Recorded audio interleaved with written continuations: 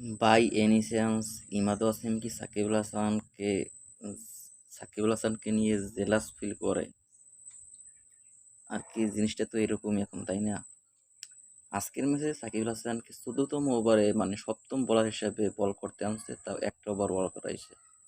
এবং প্রথম ম্যাচে ওই একটা ওভারে বল করাইছে, সাকিবুল হাসান প্রথমে ৬ রান দিয়েছিলেন। আজকে তো ১৪তম ওভারে তাকে বল দিয়েছে তারা, সাকিবুল হাসান হাতে। রিসেন্ট কোনো এক ইন্টারভিউতে ইমাদ ওয়াসিম নাকি দাবি করছিল যে সেই সেরা অলরাউন্ডার ইন দ্য ওয়ার্ল্ড।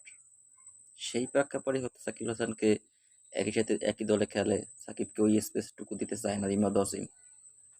হতেই পারে রাজাকারের বাচ্চা তো। তো সাকিবুল হাসান ঘুরে দাঁড়াবেই। সাকিবুল হাসান এক ম্যাচে 50 বা 5 উইকেট নিয়ে নিবে। নামটা তো সাকিবুল হাসান। সাকিব কাউকে জেলাসই করে না, সাকিব পারফরমেন্স করেই দেখাই দেয়।